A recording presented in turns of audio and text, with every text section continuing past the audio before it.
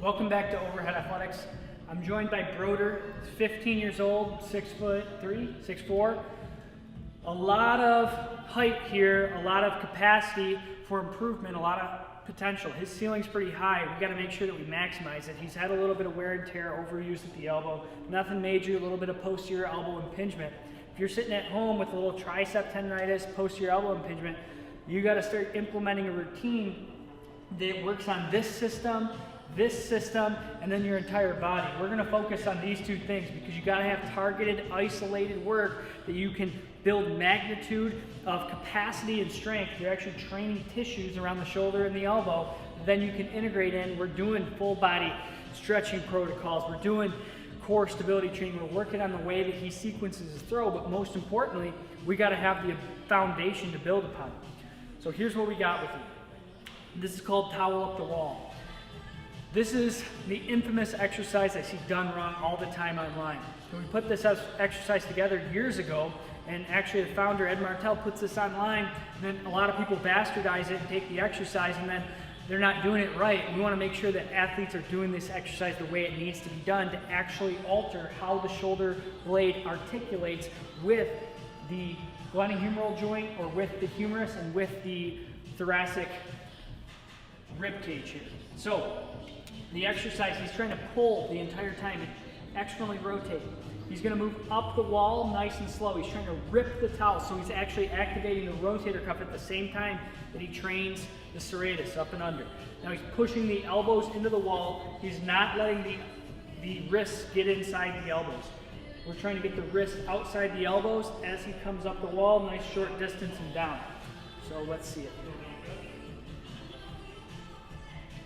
Now what he's doing is he's actually trying to externally rotate as hard as he can while he pushes his elbows into the wall, but no wrists in the wall. Come on, rip this apart. Now push your chest away from the wall while you push your elbows in. Okay, now get an athletic stance. Okay, so you're going to go up nice and slow, go about here. Come on, push in. Rip, rip, rip. Push those elbows in. Come on, higher. Slower. Go down nice and slow. Come on, tear this apart.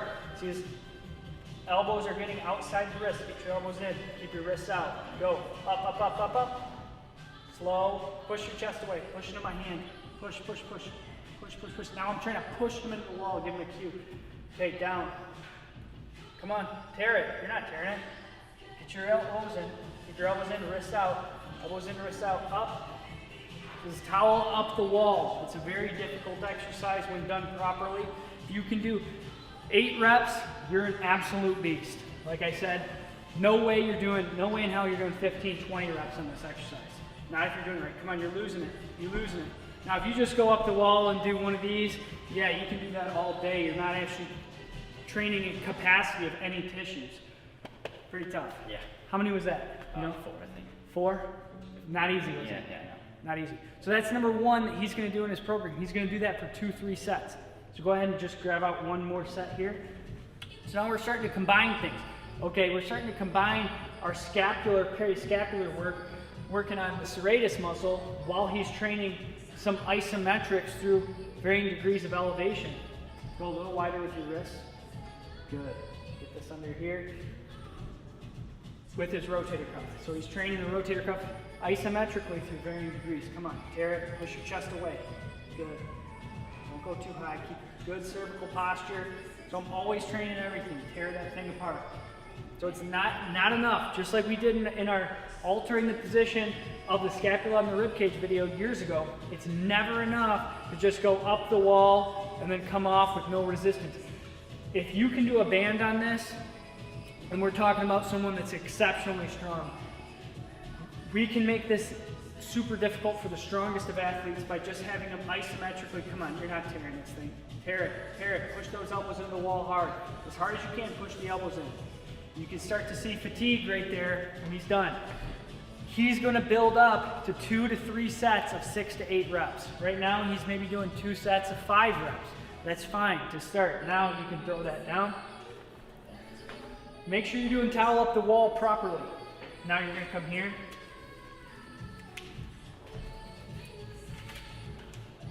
So he's going to actually go into an internal rotation exercise where he's facing away from the target, rotating in. Now, it's a pure axial rotation. There's no deviation of the elbow forward or back. Here. If I want to make this even more specific form, I'll add a ball in the band. I'll show you guys that variation. So you're going to jump in here.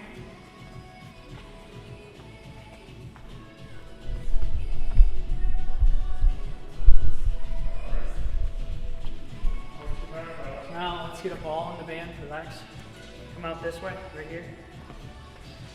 So I take a ball, I'm going to roll it in the band, and now we're actually training the inside of his forearm. Like we said, we got to train this system up here if we want the elbow to function properly. You left-handed? So he's out in front, and now he's going to come down and in. He's gripping it just like a fastball. Get your thumb underneath the ball. There you go. Now, pure rotation right here. If I put a pin right on your knee, or a needle right on your elbow, it doesn't deviate at all. So his elbow's a little out in front of his chest. There's no deviation. Now you're going to face this way so they can see you at the camera. So I want you to do it like you're facing and throwing that way. Okay, get further out into your lunge. Get out there. Bring that back foot back. Back. Come on, farther. Now, come up on your toe a little more on that back foot. Good. Now he's here. There's a little bit of an oblique pull, so it's actually activating a little bit more of the pronator muscles. Wrist flat. Don't let the band pull you into extension. Good. Nice little pinpoint. Get up here. So this is our overhead athletes have to be training the elbow flexing. Stop.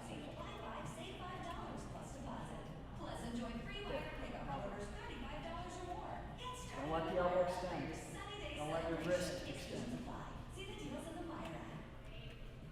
So now he's starting to train some isometric capacity in the inside of the arm just a little bit as he actually does this exercise. Don't let the band pull you in. Beat the band. Good. So there's, instead of just, good. So he's going to do a couple sets of 10 of that on his own. Instead of just doing this, which you see everyone do, and they're just dominated by their pec, he's actually getting pure axial rotation at the same time that he trains the anterior forearm just a little bit. So now we've done that, now you got to go the other way. Once again, we can work on a little bit of grip. He's going to go into a lunge, elbow out in front, and he's going to go into external rotation with no deviation. And then we can add some thoracic rotation. We're working on how the system functions in collaboration with all the other systems. Grab your fastball grip. Get all the way out there into a lunge. Now, where's your glove arm supposed to be? Good. Now you're going to go here. You're going to rotate right to there. Good. Nice. So you can see pretty good execution here. His elbow's out in front of his chest. He doesn't pull his elbow back at all, which is perfect. Now we're going to add the difficult part. So now you're going to hold. Now don't let this orientation change at all. Turn your whole body. Turn your body. Come on, turn. Keep your hips facing forward. Good. There's your end position. Hold that. 1, 2. Now rotate back and down. Nope. So it's the same exercise. You just turn your chest. Good. Rotate your chest. Come on. No, turn your arm with your body. It comes back with you. It just doesn't do it independently, right? There. Once you turn, keep that elbow up. Turn your body. Good. Now what you notice he's not doing is he's not turning his chest and then pulling back with his elbow. He's not doing this. He's rotating his whole body. He's losing a little bit of elevation. That's okay. So he's getting fatigued here. This is how hard rotator cuff exercise should be. Good. Now if we want to make it hard at a different angle, I want you to face this way.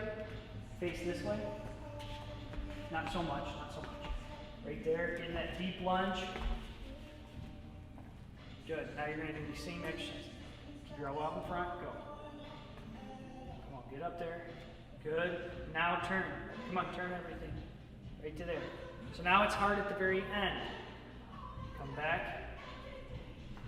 No deviation any direction. This is the first time Broder's done it.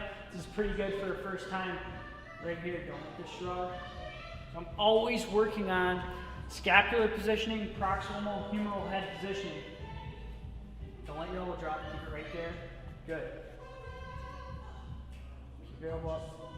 Good, so what are we training? We're training positions that he's going to acquire in actual throwing. So if he's had an overuse injury of the elbow, we got to train the rotator cuff. Now we've trained, good. Now we've trained the front part, we've trained the back part, we've trained shoulder blade stability a little bit. Come on, right here. Hold, right there. 1, 2, 3, and then back. So we've just worked on shoulder stability, shoulder control. We got to train this system here if we want to control the elbow. The elbow does one thing, flexion extension. It does not do anything else. It does flexion extension. The shoulder can move in all different planes of motion.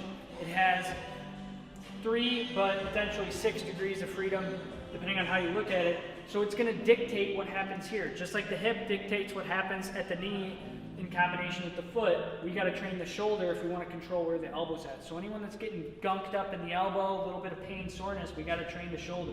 So we've just done that. We've trained scapular positioning, rotator cuff strength. Now we're actually going to start to train the forearm itself in a position where he's at in the throw. So elbow flexion, he's going to get 10 reps in here. He's got a ball wrapped around the top. He's going flexion extension 10 times.